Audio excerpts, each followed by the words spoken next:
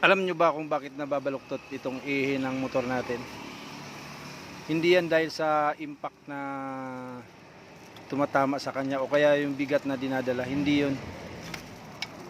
Nababaluktot lang yan mga boss pagka maluwag yung nut dito sa dulo.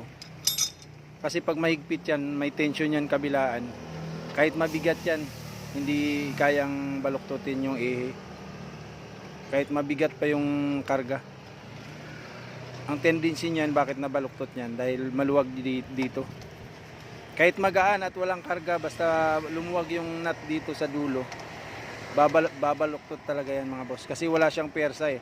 Wala siyang katulong dito sa kabila, dito lang sa dulo. Alright. Ito pang Raider 150 to kasi. Yung swing arm niya alloy, mahaba kailangan eh. Yung stock na pang wave, hindi obra, hindi aabot.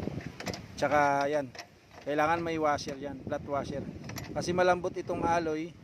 Pagka hinigpitan mo ito na walang washer, babaon lang ito dito sa may portion na yan.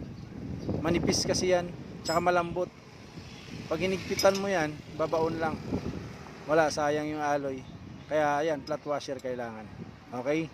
Kabilaan. Good.